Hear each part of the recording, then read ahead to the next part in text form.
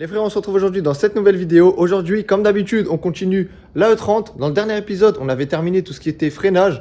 Donc du coup, ce circuit-là, c'est bon, on n'en parle plus. Maintenant, on va pouvoir passer au circuit de refroidissement. C'est aussi un des petits points qui est un petit peu relou sur le swap M54 dans une E30. Il n'y a rien de compliqué, mais c'est un petit peu plus chiant que si vous swappez un moteur de E36 dans la E30. Avant de rentrer vraiment dans les détails de tout ce qu'il y a à faire, on va déjà dans un premier temps mettre la face avant que j'ai récupérée. Elle est toute belle, toute peinte. Et comme ça, on pourra mettre le radiateur en place. Et à ce moment-là, je pourrai vous montrer un petit peu tout ce qu'on doit faire.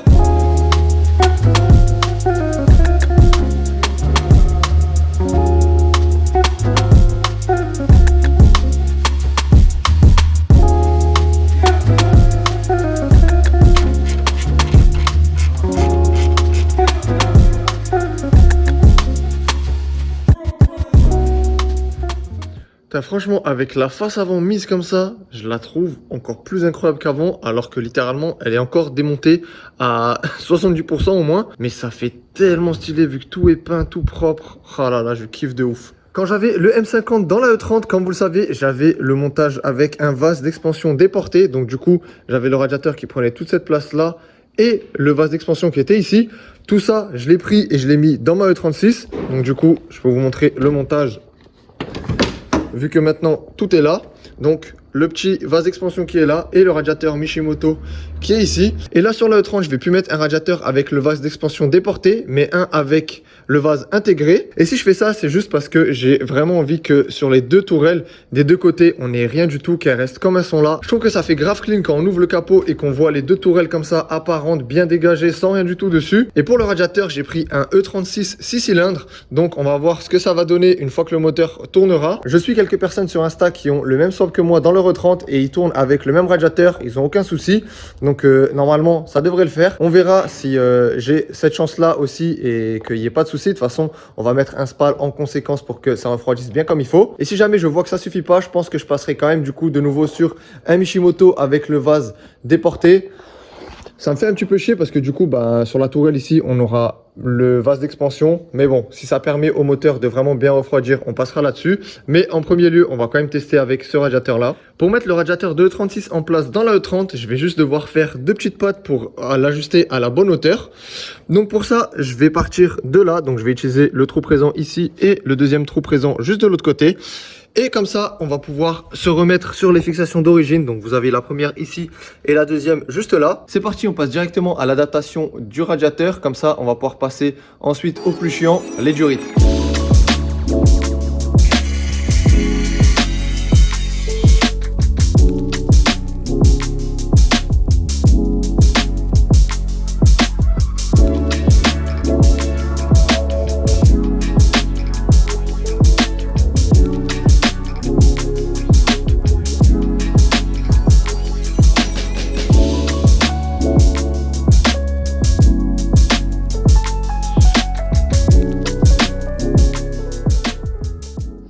Ça y est, le radiateur est à sa place, bien fixé comme il faut. J'ai remis du coup la fixation d'origine des E30.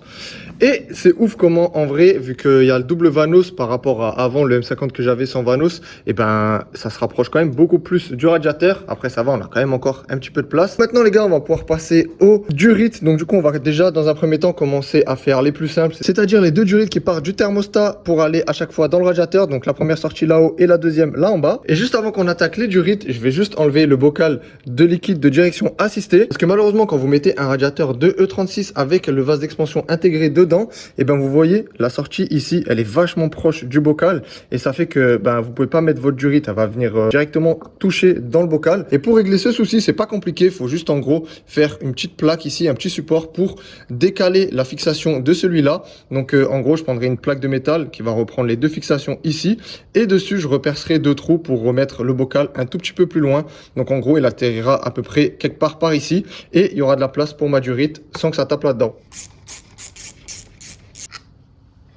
Donc voilà, du coup, pour le moment, on va le faire squatter quelque part par ici. Les durites qui partent du radiateur et qui vont jusqu'au thermostat, ça va pas trop être une misère normalement à les faire. La seule chose qu'on va devoir faire, c'est faire un petit micmac entre le système des E46 et E36. En gros, pour vous montrer, vous voyez, sur E46, c'est les nouveaux systèmes où vous avez ça. Donc en gros, la durite, elle est fixée sur un truc en plastique et c'est lui qui vient se mettre directement dans le thermostat. Et là, vous venez le bloquer avec ça. Alors que sur E36, c'est encore le système de l'époque. Tu mets juste la durite avec un collier et c'est fini. En vrai de vrai, ça, c'est exactement la même chose parce que vous voyez, en gros, l'embout en plastique, il est là. Mais en dessous, vous avez la durite normale avec un collier. Donc bon, ça, c'est un collier qui a été sorti à l'usine directement. Nous, celui-là, on va le dégager. Comme ça, on va pouvoir mettre la durite à la bonne longueur comme il nous faut. Et à la place, on mettra un collier basique standard. J'ai pas mal de petites durites, donc normalement, je vais réussir à adapter ça. Il y a des coudes vraiment énervés. D'ailleurs, celle-là, elle risque d'être pas trop mal. Je vais essayer de maqueter ça. On va voir si je laisserai les durites comme ça d'origine.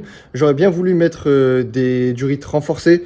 Donc, est-ce que ça va valoir le coup ou non? Je sais pas. Donc, je vais voir. Si déjà là, j'arrive à faire un truc et que c'est bien, que c'est propre, je laisse comme ça.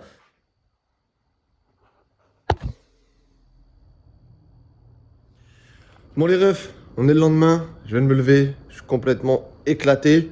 Hier, j'ai galéré de fou pour ces durites, franchement, elles m'ont cassé le crâne, je pensais pas que j'allais galérer autant. Autant celle du haut, c'est quand même allé facilement. J'ai supprimé du coup le bout avec la purge, j'ai trouvé un autre bout dans la boîte là sans la purge. Donc du coup, vous voyez, ça s'arrête ici, donc du coup, j'ai pu gratter de la place. Et du coup, ça fait que cette durite, un passe nickel, franchement, elle est vraiment top. Après, je vais pas garder cette durite là parce que bah elle est bleue. Ça me fait chier, franchement, d'ouvrir le capot et de voir un truc bleu comme ça vient vraiment tout niquer. Moi, à la base, ce que j'avais prévu, c'était de réussir à faire les durites du radiateur avec ce que j'ai ici. Comme ça, je vais pouvoir tester et voir ça chauffe pas. Parce que si ça chauffe, bah je vais mettre un radiateur M3 avec le vase déporté et tout. Du coup, ça fait que bah, ces durites là vont plus aller. Mais avec tout ce que j'ai là dedans, j'ai pas réussi à faire la durite qui va ici tip top nickel, alors qu'en soi c'est 1,90. Mais le seul truc qui casse un petit peu les couilles, c'est que vous, comme ça, vous le voyez pas, mais en fait ça fait 90 et là un descend comme ça. Et les autres qui sont pas en silicone dur comme ça, et ben dès que vous les mettez en place et que vous faites le 90 et que vous faites la petite courbe qui descend, ici ça fait un gros pli de ouf. Ah vas-y, tant pis, hein, je vais passer une commande, je vais racheter juste une durite à 90 noire en espérant que ça chauffe pas. Et là où j'ai galéré de fou et que j'ai toujours pas terminé, pour vous dire à quel point ça m'a rendu fou hier, j'ai carrément sorti un rapporteur. C'est là, tu vois, quand je sors ces outils-là, c'est que vraiment, c'est galère. Je vais acheter un manchon en alu que je vais emboîter dans les deux durites en espérant que comme ça va fonctionner. Parce que de toute façon, là, c'est la seule solution que j'ai trouvée. On va commencer à adapter ce côté-là. Comme ça, une fois que ça, c'est fait, je pourrai passer ma commande. Et surtout, s'il y a besoin d'autre chose, bah, je peux le rajouter avant de commander et me dire, putain, j'avais aussi besoin de ça. Pour le deuxième côté, en gros, c'est ce qui part du vase d'expansion qui va jusqu'au radiateur de chauffage et qui passe dans le moteur. Au niveau des sorties moteur, on va avoir deux sorties. Donc, du coup, une ici et une là-bas.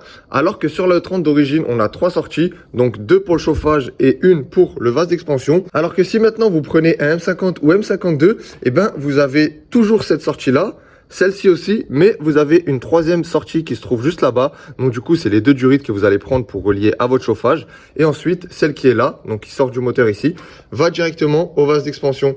Sauf que là, vu que nous, on n'a que deux sorties sur le moteur et trois du coup où on doit se relier, c'est là où on va avoir un petit souci. Donc du coup, pour l'entrée du chauffage, bah il n'y a rien de compliqué. Celle-là, elle va partir d'ici, elle va aller là. Et ensuite, on va repartir d'ici, ou c'est l'inverse, hein, ça je sais pas, faut que je vérifie après. Il faudra du coup repartir d'ici et aller ici, ramener la durite là, et à cet endroit ici, nous ce qu'on va faire, c'est qu'on va faire un T pour pouvoir relier celle-là avec celle qu'on a tirée du retour du chauffage pour que les deux aillent dans le bocal de liquide de refroidissement. Dit comme ça a l'air vraiment super simple, mais le souci qu'on risque de rencontrer, c'est que chaque sortie a peut-être une taille différente. Du coup, il va falloir un T avec plusieurs diamètres différents aussi. Il va falloir que je regarde ici ou ici si c'est la même taille que du coup la sortie qu'on va avoir ici et la sortie qu'on va avoir là en bas. Donc déjà je pense que ici c'est plus gros que là-bas et même voir peut-être que ici. En tout cas, quoi qu'il arrive, ici et là-bas, va falloir faire la même chose qu'on a fait pour les durites du radiateur, donc conserver la partie du M54 et finir sur une partie E36.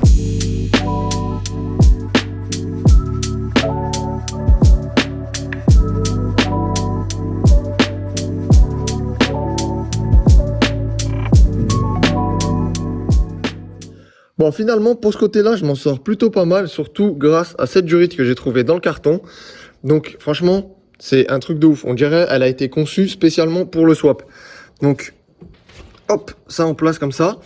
Et en gros, elle va partir de là elle va venir passer là en dessous, tac tac, et elle va arriver là en bas. La courbure, tout est nickel, il y a tout qui va bien. J'ai essayé avec l'admission aussi parce que j'avais peur que ça vienne toucher ou quoi. Et vu qu'elle fait le petit angle ici presque à 90, et ben ça va super bien. Là, elle vient longer tout le long, donc avec l'admission, ça passe comme il faut. Et là, en bas, elle fait l'angle parfait pour arriver ici. Ensuite, celle qui part d'ici pour arriver jusque là où on mettra notre T. J'ai aussi ce qu'il faut, j'ai regardé avec ça, je vais réussir à faire un truc, donc il faudra juste attendre d'avoir le T pour le faire. Il faudra juste du coup encore la durite qui part d'ici, où ça va, ce sera pas compliqué parce que normalement c'est une durite juste tout droite qui rentrera dans le T. Le diamètre sur le T il est pas assez gros, donc en gros pour juste vous expliquer, ça sera à peu près bim comme ça, on sort d'ici, on rentre là, on part d'ici, on va là-bas et ça sera tout bon. Le seul petit truc qui est un peu relou, c'est que le diamètre de sortie d'ici et d'ici c'est pareil, donc pour me relier ici il me faut 25 mm, mais le seul truc relou c'est que la sortie ici elle est en 27. Pour être sûr que tout fonctionne comme il faut, bah faut que je passe ma commande. Une fois que le colis est arrivé, on va pouvoir terminer ça, et en attendant les frérots, ce qu'on va faire c'est qu'on va s'occuper de ma petite E21. Ah là là, qu'est-ce que je la kiffe les gars. Ce qu'on va faire c'est qu'on va s'occuper de ce petit bas-volet là en bas. Vous me direz ok, il y a aussi le capot qui est pas de la même couleur, le coffre qui est pas de la même couleur, mais les couleurs de ces deux éléments là ça colle quand même beaucoup plus avec la peinture d'origine, alors que là on est vraiment sur un blanc qui a rien à voir. Ce qu'on va faire c'est qu'on va le démonter et on va le peindre en noir en attendant. Je sais pas comment ça se démonte, donc ça sera l'occasion pour en découvrir un petit peu plus sur cette 21. Smoking on that sour got me counting down the hours, thinking of all the shit that they could do but won't allow us. Then I realized they all some fucking cowards. The world is ours. Me and my brother twin like the towers, and we want it now, never later. No more favors done with all these traitors who be haters on the low. They just hate to see you grow.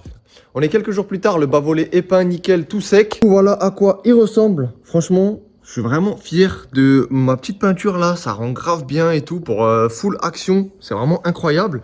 Mais le seul truc qui me fait chier, ça fait vraiment dégueulasse avec le reste de la caisse. Je me suis dit que ça allait être mieux que le blanc de le peindre en noir. Et surtout je me suis dit je le fais en noir parce que j'avais toutes les bombes à la maison, donc au final ça me coûtait 0. J'ai passé une petite commande, j'ai acheté une bombe de la même couleur que la E21, comme ça je vais faire le bas-volet de la bonne couleur, comme ça au moins ça sera bon, on n'en parlera plus. Du coup c'est parti pour reponcer tout le bas-volet. La seule chose par contre que du coup j'aurais pas à refaire, c'est la petite lame là en bas. Franchement en mat ça rend super bien, et du coup avec le vert là ça va être tueur. Et je vais en profiter si déjà je refais un petit peu de peinture là, là-bas je voulais pas les faire mais je vais les refaire. C'est repeindre les deux calandres, comme ça au moins ça va être tip top. Et comme d'habitude ce que je fais sur le 30, je vais démonter là le contour de phare qui est tout gris comme ça, et on va le peindre aussi en noir si déjà. À la base moi qui voulais la laisser comme ça et pas toucher, la face avant elle va être quasiment toute neuve, bien repeinte.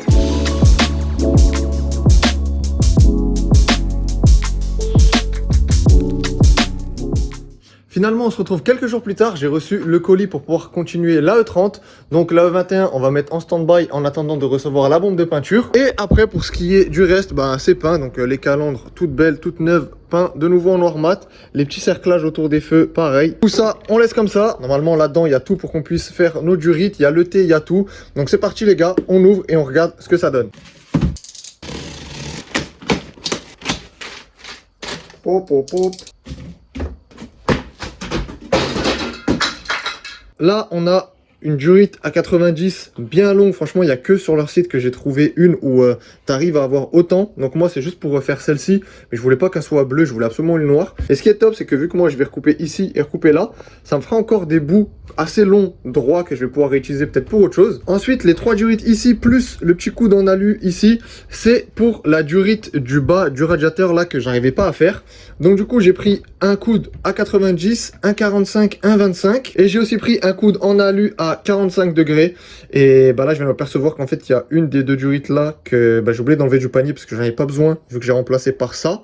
Mais bon, c'est pas grave, on sait jamais, ça pourra toujours me servir là pendant le montage. J'ai pris ces trois trucs là pour faire ma propre durite moi-même, parce que la seule différence que vous avez un petit peu sur un thermostat de M54 par rapport à un M50 ou M52, c'est que la partie qui est ici, qui descend et qui va jusqu'à la partie basse du radiateur, sur M50 et M52, au lieu qu'elle aille comme ça vraiment vers le bas directement, elle fait un angle beaucoup plus droit. Dommage que j'en ai pas un autre ici pour vous montrer, ça aurait été plus simple.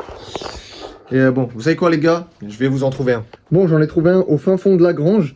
Mais bon, c'est un de série 5 qui vient de 528i. Mais bon, c'est pas grave, la seule différence c'est qu'en gros, cette partie-là, elle est plus longue parce que ici vous avez une petite vis de purge. De toute façon, ça change rien, c'est juste pour vous montrer. Au niveau de la durite d'en haut, donc celle-là et celle-là, on est pareil, les deux font un truc très droit. Alors que si maintenant on prend à l'arrière, sur M52 ou M50, ça fait un truc qui est juste comme ça et qui va assez droit. Alors que ici, ça fait le petit angle comme ça, plus ça descend encore un petit peu plus vers le sol. Donc c'est ce petit truc là qui me fout la merde et que j'ai pas réussi à faire quelque chose avec les durites que j'ai là-bas. Moi ce que je vais faire c'est partir d'ici avec la 25, prendre le coude à 45 pour rattraper le petit pli que j'arrive pas à avoir avec les autres durites et ensuite finir en 90 pour rentrer dans le radiateur. Donc bien sûr ça ira comme ça dedans, ça comme ça dedans et normalement on devrait être pas mal. Et pour finir, on a le petit T qui j'espère va être du bon diamètre, surtout pour la sortie qui vient du radiateur. On testera tout ça les frérots demain. Moi je vais juste mettre celui-là en place, voir s'il rentre dans les durites. J'espère terminer tout ce chantier de liquide de refroidissement demain, comme ça au moins c'est carré, c'est bon, c'est nickel.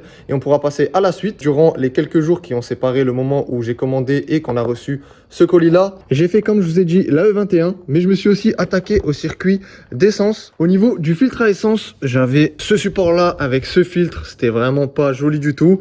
Le filtre qui était posé là en bas, là où il y a les deux vis comme ça, et en gros ça donnait quelque chose comme ça. Donc c'était pas super beau et tout, donc j'ai voulu faire en sorte qui soit plus dans l'AB moteur. Donc j'ai repris le système d'origine des E30 et je l'ai remis là-bas en dessous. Il y a certains E30 qui ont le filtre là-bas d'origine, d'autres qui l'ont dans l'AB moteur. Moi je l'avais dans l'AB moteur, c'est pour ça que il est pas resté là. Je trouve ça plus pratique et plus esthétique, au moins il traîne pas dans l'AB moteur vu que c'est pas non plus une super belle pièce. Autant le cacher sous la caisse. Le seul souci que j'ai rencontré en remettant le filtre là-bas derrière, vu que ma caisse n'avait pas d'origine, c'est que j'avais pas du tout de fixation pour pouvoir le faire tenir, alors que j'avais une photo de exactement comment il est censé tenir et tout, sauf que moi sur la mienne il n'y avait rien. Donc c'est pas grave, pour pallier à ça j'ai fait une petite patte moi-même que je vais essayer de vous montrer. Si jamais on voit pas super bien dans les rushs que vous allez voir, demain je me coucherai sur la voiture pour mieux vous montrer. C'est juste que là je suis pas en habit pour me coucher par terre, donc j'ai pas trop envie de me salir. Là je l'ai mis tip top, ça va trop bien. La seule chose que vous allez voir c'est il y a une durite que je suis pas encore fan à 100% de comment elle passe, parce qu'en fait c'est celle qui sort du filtre, donc celle-là, c'est pour ça que j'ai mis un ruisant pour l'instant, juste pour voir si comme ça c'est mieux ou sans. Donc bref, je verrai, mais en tout cas elle est quand même assez près du sol. Je suis pas sûr à 100% que vous verrez grand chose, mais ça ressemble à ça avec le filtre en place. J'ai fait la petite patte qui est quelque part là. Ouais, voilà, la patte elle est juste ici. J'ai réussi à récupérer le truc que j'avais avec une admission que j'avais acheté il y a au moins 3 ou 4 ans. J'ai retrouvé ça par hasard, donc du coup j'ai pu faire ça et franchement je trouve que c'est quand même pas mal propre. Il y a juste la durite qu'il faut que j'arrive à la faire tip top. Et par la même occasion, j'en ai profité pour racheter des supports tout neufs pour les deux durites en rigide qui passent sous la caisse, qui partent du réservoir et qui viennent alimenter le moteur, donc le retour et l'arrivée. Et normalement, vous avez aussi la durite qui part du mètre cylindre pour aller alimenter le freinage à l'arrière, sauf que moi, du coup, je l'ai plus, elle est supprimée vu qu'on passe par le frein à main. Mais du coup, j'ai tout ici. Donc là, on a ça qui est tout feneux et après, vous avez les petits supports comme ça qui viennent par-dessus, qui sont vissés directement dans la caisse. Donc, je sais pas s'il y en a un juste ici.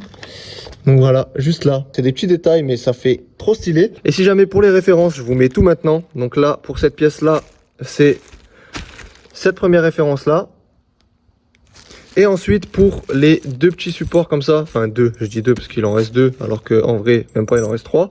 Mais bref, pour les supports comme ça, c'est cette référence là. Comme ça, là, vous avez les deux et après, vous mettez le nombre que vous voulez. Et voilà, ça m'a coûté, je crois, 9 € tout le truc ou un petit peu plus, je sais plus. J'en avais pris 5 de chaque.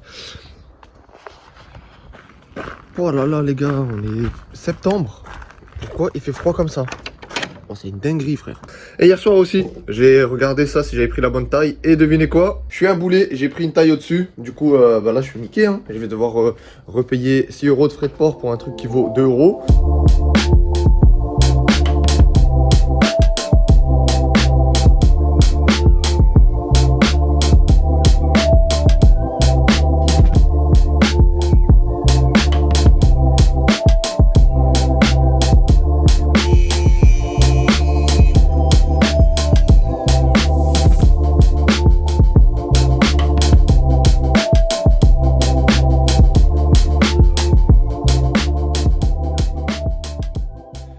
Bon, après, je sais pas combien de temps, les gars. J'ai tellement galéré de fou. Et là, vous allez penser que j'ai galéré pour cette durite-là. Alors que pas du tout. Celle-là, elle s'est fait super bien, super rapidement. Elle va tip top et tout. Franchement, elle est trop bien. j'ai galéré pour cette merde les gars et au final j'utilise même pas celle-là, celle que j'ai achetée. Là du coup vous avez la durite bleue que j'avais utilisée à la base. Donc ce qui est bien c'est qu'elle fait vraiment le coude parfait comme il faut. Et j'ai voulu reproduire la même chose avec celle-là. Donc du coup j'ai coupé en biseau. Donc bien sûr bon, si c'est la découpe définitive j'aurais ça beaucoup plus propre bien évidemment. Mais bon en tout cas j'avais fait une petite découpe en biseau, tout nickel pour que ça aille comme ça vous voyez, tac tac. Donc normalement là, on est bien, c'est la même durite. Quand je la mets en place, elle fait un putain de pli comme ça. Parce qu'elle est moins costaud que celle-là. Celle-là, je peux appuyer dessus. Il n'y a pas de souci. Alors que celle-là, à peine j'appuie. Enfin, je sais pas, tu vois, c'est quand même mou de ouf. Alors que pourtant, pour là en bas, l'autre durite, ça allait vraiment nickel comme il faut. Là, je sais pas ce que je fais si je laisse cette durite-là comme ça. Vous avez pu voir aussi que j'ai mis du scotch tissu dessus parce que je veux vraiment pas mettre une durite bleue dans ma B-moteur, ça va être éclaté, je veux vraiment que tout soit nickel. La seule alternative que j'ai trouvée c'était de mettre du scotch tissu. Est-ce que ça va tenir ou non? Je sais pas, ça va quand même monter entre 90 et 105 degrés environ. Donc est-ce que le scotch il va tenir ou pas? Mais ce qui est top avec cette durite là, c'est que vous voyez ici là, eh ben, elle vient pas dépasser comme j'étais censé avoir à l'origine. Donc, je vais pouvoir remettre le bocal de direction assistée ici comme ça, sans devoir faire une patte pour le déporter ou quoi que ce soit. Regardez les gars, la catastrophe. La durite, je sais pas, on dirait elle est toute molle, bizarre, je sais pas. L'autre, elle est quand même plus rigide. Donc, elle fait pas tous les plis comme ça. Et va savoir pourquoi, c'est aussi la même largeur, alors que là, j'ai l'impression que je dois les tirer de fou pour la mettre dedans. Donc ça me fait chier parce que du coup j'ai acheté ça pour rien. Moi je vais partir sur celle-là, je vais pas me casser le crâne. Comme ça de toute façon c'est pour tester. On verra si au niveau du radiateur c'est bon, on chauffe pas. Et bon qui sait, hein, si ça se trouve peut-être un fera le taf. Et si un fait le taf on la laissera. On va juste faire un test avec le scotch tissu. Je vais prendre un bout de durite là comme ça. On va mettre du scotch tissu dessus. Je vais prendre un thermomètre laser là comme ça. Et je vais la chauffer à l'intérieur jusqu'à qu'elle soit à 100 degrés. Et on verra si le scotch tissu lui il va cramer ou non. À mon avis je pense que non, parce que 100 degrés à l'intérieur, ça fera pas forcément 100 degrés dehors. La seule chose peut-être qui peut se passer, c'est que le scotch va se décoller. En tous les cas, là, c'est pour faire le test. Si ça se trouve, je vais changer de radiateur pour passer sur un plus gros. Donc bon, on verra. Quoi qu'il arrive, je pars sur celle-là. Je cherche tous les outils pour la science, pour qu'on fasse le petit test. On voit si le scotch tissu va tenir. On a là le petit bout de durite avec le scotch tissu par-dessus. Ensuite, pour chauffer tout ça, un petit décapeur thermique. J'ai cherché le petit thermomètre laser.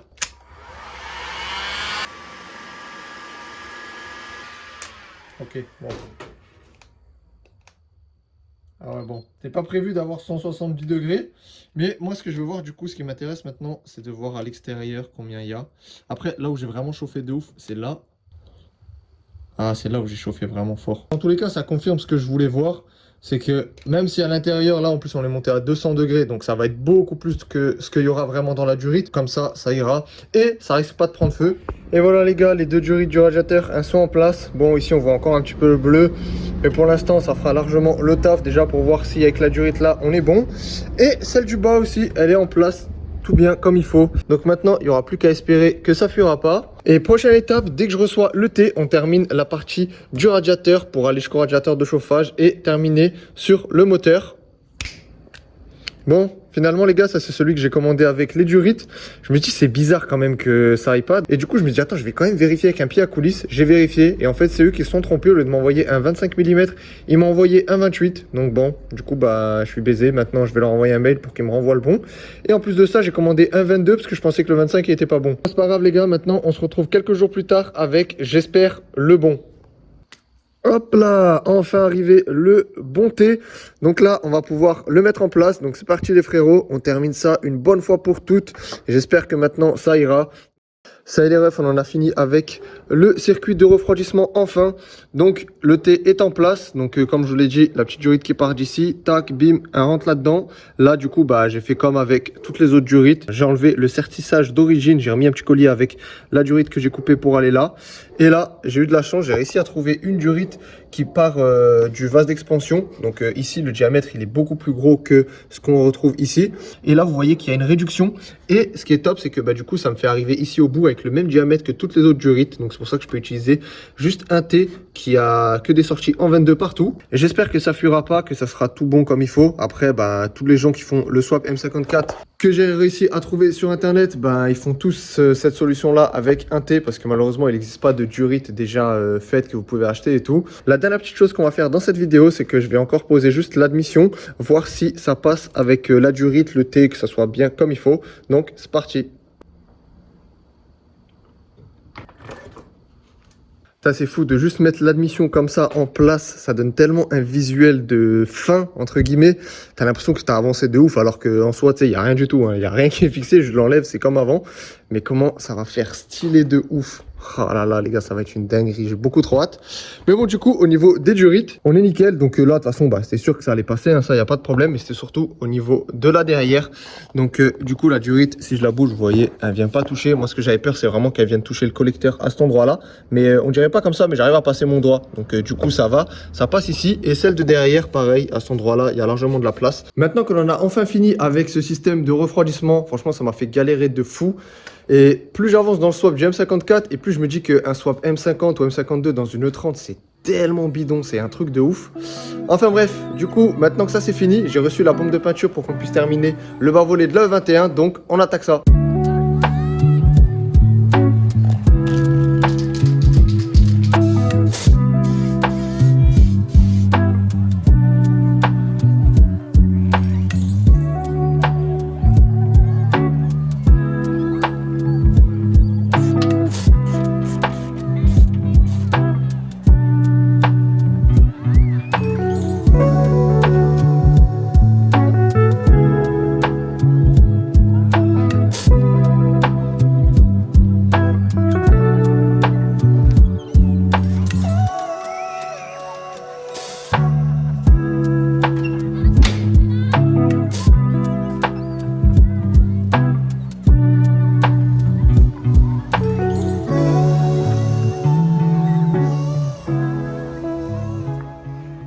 Ah bah voilà, qui est beaucoup mieux comme ça.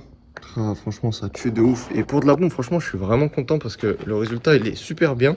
Et la couleur j'avais peur qu'elle ne corresponde pas exactement. Mais en vrai si on regarde de là avec la lumière, franchement ça correspond de fou, trop bien. Après aussi les gars, sur la lame en bas, vous voyez il y a des petits trucs comme ça là. Mais c'est juste parce qu'en fait la lame elle est blacksonnée. Et il y a des endroits où le blackson il s'est enlevé. Je me suis pas amusé à refaire tout le blackson, j'ai juste peint en noir et ça fait très bien le taf. Et du coup maintenant ce qui me fait chier, c'est que j'ai envie de faire le capot et la malle arrière pour que ça soit vraiment la caisse toute de la même couleur.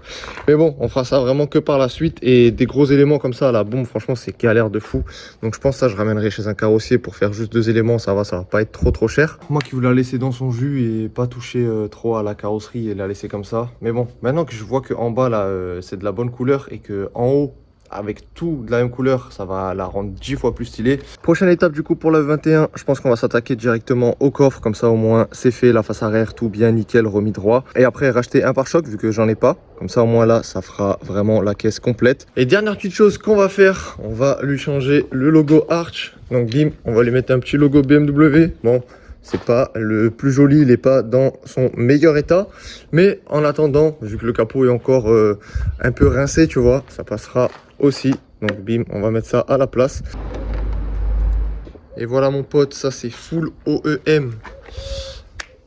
Ah là là, beaucoup trop stylé cette caisse.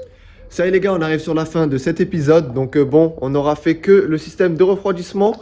Mais au moins, c'est une bonne chose de faite parce que je savais que ça allait me casser les pieds. Mais je pensais pas autant. Au final, il y a quoi? Il y a 5 durites. C'était une misère de fou. Franchement, j'ai galéré. J'espère que tout va tenir, que ça sera nickel au premier démarrage. Quand on va mettre le liquide, ça va pas être une galère. Il y a juste peut-être cette durite quand ça va chauffer. Je sais pas trop si ça va être tip top. Pas le scotch, mais vraiment ici, vu que ça fait une petite courbure qui est pas nickel. Donc bon, ça on verra. Prochaine étape pour la E30, vu qu'en soi là on est pas mal avancé, ce qui était pour moi un petit peu le plus relou c'est fait. On va pouvoir passer du coup à la mise en place du faisceau. Là on verra aussi, ça va être un petit peu relou, juste le fait de tout passer bien comme il faut. Et après, mise en place de l'admission qui est juste là-bas. On va pouvoir aussi lui refaire une petite beauté, refaire tous les joints, tout ce qu'il faut.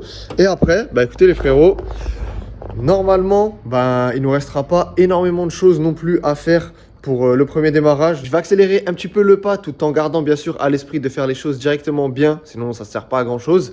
Mais j'aimerais bien que dans maximum 2 épisodes on fasse le premier démarrage du M54, qu'on puisse enfin l'entendre tourner dans la E30, ça serait incroyable. Ce qui va se passer, c'est possible que les 2 prochains épisodes sortiront à 2 semaines à chaque fois d'intervalle, parce que je pense vous faire à partir de maintenant 2 gros épisodes avant le premier démarrage pour que soit le deuxième, soit le premier démarrage ou alors le troisième. Sur ce les gars, j'espère que cette série sur la E30 continue toujours de vous plaire. Pensez à mettre un petit like, à vous abonner si c'est pas encore fait. Et encore merci à vous tous pour tout le soutien. Les 40 000 ça arrive, on est vraiment pas très loin. Prenez soin de vous et moi je vous dis à très vite pour un prochain épisode.